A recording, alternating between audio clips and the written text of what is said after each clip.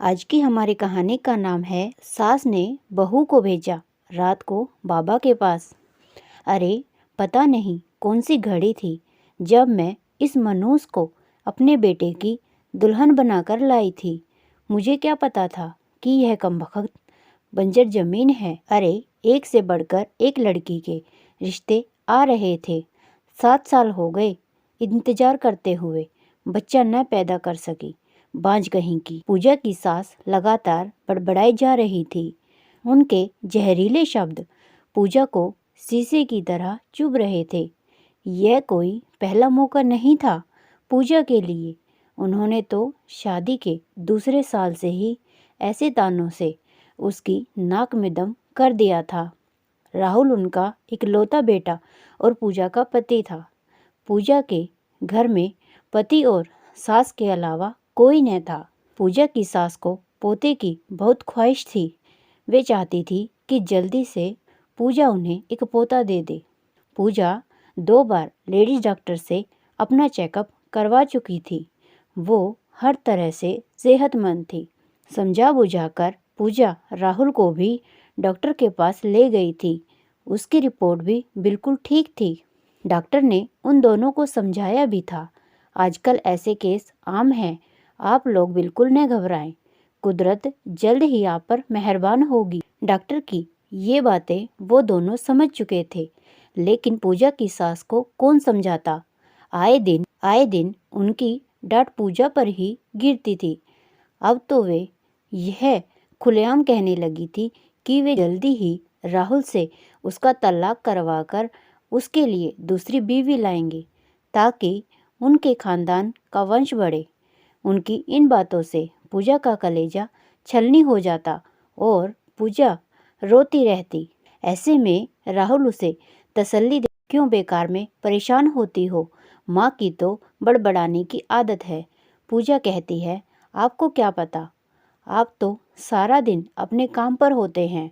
वह कैसे कैसे ताने देती हैं। अब तो उन्होंने सबसे यह कहना शुरू कर दिया है कि वे हमारा तलाक करवाकर आपके लिए दूसरी बीवी लाएंगी। तभी राहुल पूजा को चुप कराते हुए कहता है, तुम चिंता मत करो, मैं ना तो तुम्हें तलाक दूंगा और ना ही दूसरी शादी करूंगा, क्योंकि मैं जानता हूँ कि तुम में कोई कमी नहीं है, बस कुदरत हम पर मेहरबान नहीं है। फिर एक दिन उनके गांव में एक बाबा आया। वो इस बात के लिए मशहूर था कि वह बेऔलाद औरतों को एक बबूत देता है जिसे दूध में मिलाकर पीने पर उन्हें औलाद हो जाती है। पूजा को ऐसी बातों पर बिल्कुल यकीन नहीं था, लेकिन उसकी सास ऐसी बातों पर आँख कान बंद करके यकीन करती थी। उनकी जिद पर पूजा को उनके साथ उस बाबा के आश्रम जाना पड़ा, जो पूजा की निगाह में ढोंगी था। बाबा 35-40 साल का हट्टा कट्टा आदमी था। पूजा की सास ने उसके पांव छुए और पूजा को भी उसके पांव छूने को कहा। उस बाबा ने पूजा के सिर पर हाथ रखकर आशीर्वाद दिया। आशीर्वाद के बहाने उसने पूजा के सिर पर जिस तरह से हाथ फेरा, पूजा को समझने में देर न लगी कि ढोंगी होने के साथ साथ वह तो हवस का पुजारी भी है। उस बाबा ने पूजा की सास के आने का कारण पूछा। सास ने अपनी समस्या का जिक्र कुछ इस अंदाज में किया कि ढोंगी बाबा पूजा को खा जाने वाली निगाहों से घूरने लगा। उसने पूजा की आंखें देखी और फिर इस नतीजे पर पहुंचा और बोला, तुम्हारी बहू पर एक चुड़ैल का साया है, जिसकी वजह से इसे औलाद नहीं हो रही है। अगर वह चुड़ैल इसका पीछा छोड़ दे तो कुछ ही दिनों में यह गर्भ धारण कर लेगी, लेकिन इसके लिए आपको काली माँ को खुश करना पड़ेगा। काली माँ कैसे खुश होंगी? पूजा की सास ने उत्सुकता से पूछा। तुम्हें काली माँ की एक पूजा करनी होगी। इस पूजा के बाद हम तुम्हारी बहू को एक बबूत देंगे। इसे बबूत अमावस्या की रात में 12 बजे के बाद हमारे आश्रम में अकेले आकर अपने साथ लाए दूध में मिलाकर हमारे सामने पीनी होगी। उसके बाद इस पर से चुड़ैल का साया हमेशा हमेशा के लिए दूर हो जाएगा। पूजा की सास ने पूछा, बाबा जी, इस पूजा में कितना खर्च आएगा? बाबा बोला, ज़्यादा नहीं, 5-7 हजार। पूजा की सास ने पूजा की तरफ ऐसे देखा मानो पूछ रही हो कि तुम इतनी रकम का इंतजाम कर सकती हो। पूजा ने नज़रें फेर ली और ढोंगी बाबा से पूछा, बाबा इस बात की क्या गारंटी है कि आपकी बबूत से उसे औलाद हो जाएगी? ढोंगी बाबा के चेहरे पर फौरन नाखुशी के भाव आए। वह नाराजगी से बोला, बच्ची, हम कोई दुकानदार नहीं हैं जो अपने माल की गारंटी देते हैं। हम बहुत ही पहुँचे हुए बाबा हैं। तुम्हें अगर औलाद चाहिए तो जैसा हम कह रहे हैं वैसा करो, वरना तुम यहाँ से जा सकती हो। ढोंगी बाबा के रौद्र रूप धारण करने पर पूजा की सास सहम गई और पूजा को घूरने लगी और बाबा से चापलूसी के लिहाजे में बोली, बाबा जी, यह नादान है, इसे आपकी महिमा के बारे में कुछ पता नहीं है। आप यह बताइए कि पूजा कब करनी होगी? जिस दिन अमावस्या होगी उस दिन शाम के 7 बजे हम काली माँ की पूजा करेंगे, लेकिन तुम्हें एक बात का वादा करना होगा। पूजा की सास बोली, वो क्या बाबा जी? बाबा बोला, तुम्हें इस बात की खबर किसी को भी नहीं होनी देनी है, यहाँ तक कि अपने बेटे को भी नहीं। अगर किसी को इस बात की भनक लग गई तो समझो बबूत अपना असर नहीं दिखाएगी और तुम्हारी बहू को औलाद नहीं होगी। पूजा की सास ने ढोंगी बाबा को फौरन यकीन दिलाया कि वे किसी को इस बात का पता नहीं चलने देंगी और उसके बाद वो घर आ गई। 5 दिन बाद अमावस्या थी।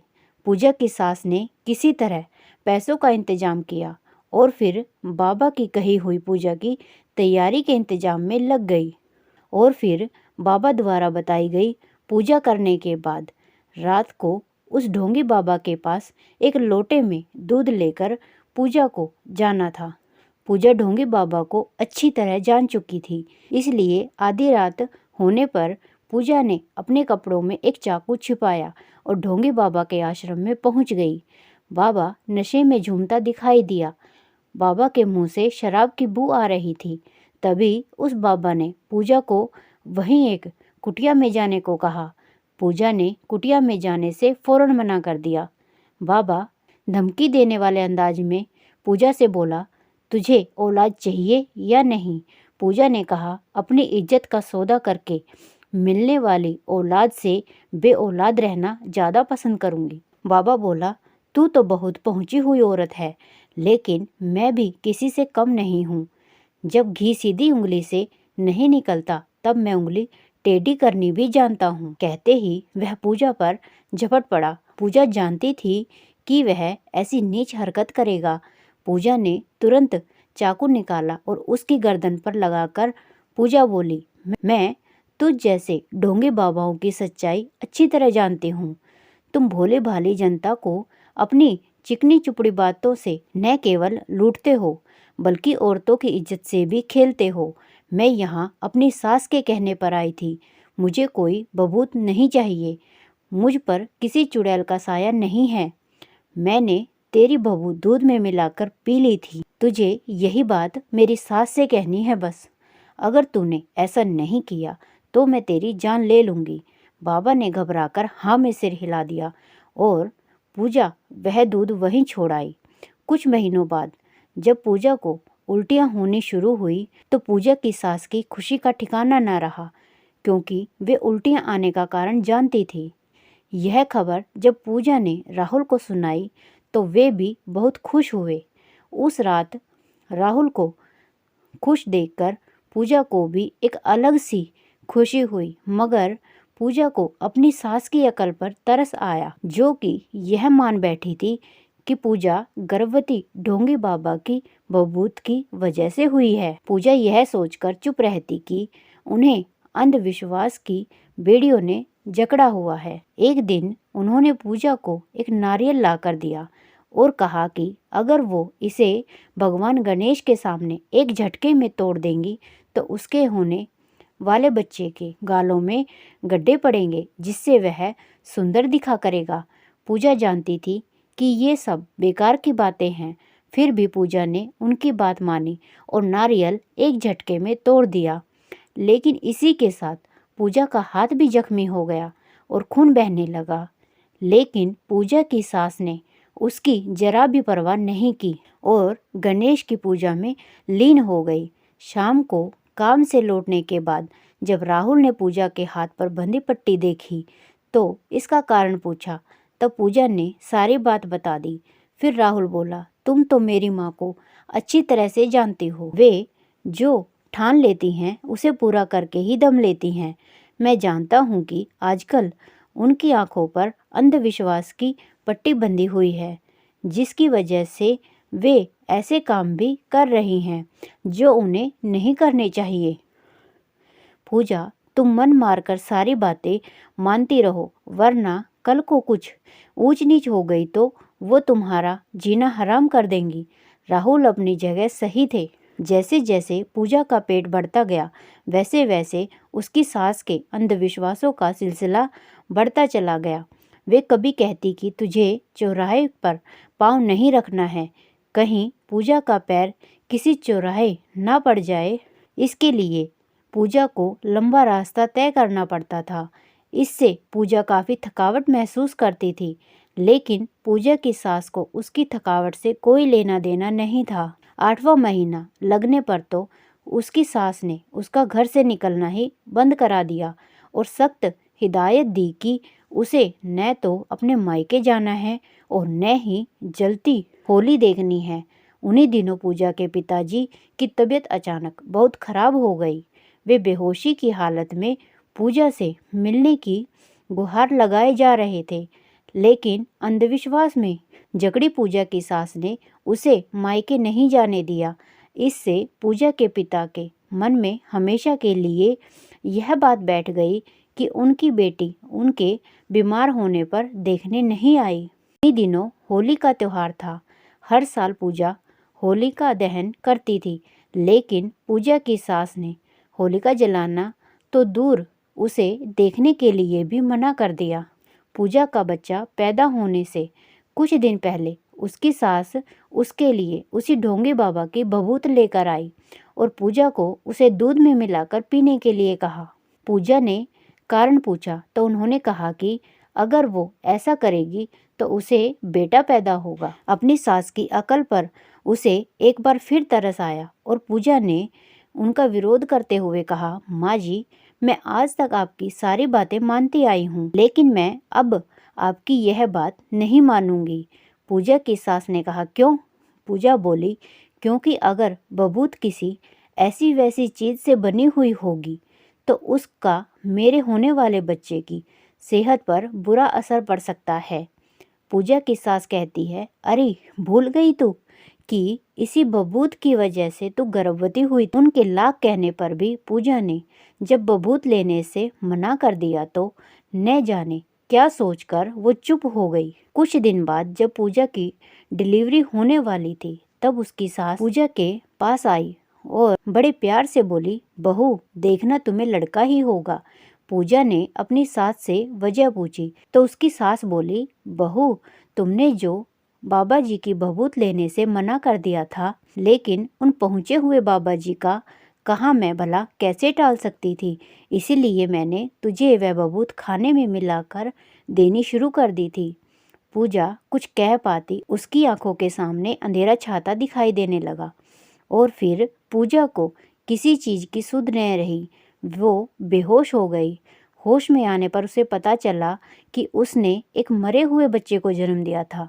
ढोंगी बाबा ने उससे बदला लेने के लिए उस बबूत में जहर मिलाकर दिया था। ढोंगी बाबा ने ऐसा जहर मिलाया था जो धीरे धीरे असर करता है। इसी वजह से पूजा को एक मरा बच्चा पैदा हुआ। तभी पूजा को ढोंगी बाबा के बारे में पता चला कि वह अपना डेरा उठाकर कहीं भाग गया है। तो पूजा ने सारी हकीकत राहुल को बता दी और फिर राहुल ने अपनी माँ से लड़ने लगा और उन्हें सारी बातें बताई। फिर पूजा की सास पश्चाताप में भरकर उन दोनों से बोली, बेटी मैं तुम्हारी गुनहगार हूँ। पोते की चाह में मैंने खुद को अंधविश्वास की बेड़ियों के हवाले कर दिया था। इन बेड़ियों की वजह से मैंने जाने अनजाने में जो किया उसकी सज़ा तुम मुझे दे सकती हो। मैं उफ तक नहीं करूँगी। पूजा बेचारी अपनी सास को क्या सजा देती। पूजा ने कहा, माँ जी, आज के बाद आप कभी ऐसी अंधविश्वासी बातों में मत आना। मैं तो बस यही चाहती हूँ। 1 साल बाद पूजा ने फिर गर्भ धारण किया और 2 स्वस्थ जुड़वा बच्चों को जन्म दिया। पूजा की सास खुशी से पागल हो गई। उन्होंने सारे गांव में सबसे कहा कि वे अंधविश्वास के चक्कर में न पड़ें, क्योंकि अंधविश्वास बिना मुड़ की तलवार है जो चलाने वाले को ही घायल करती है।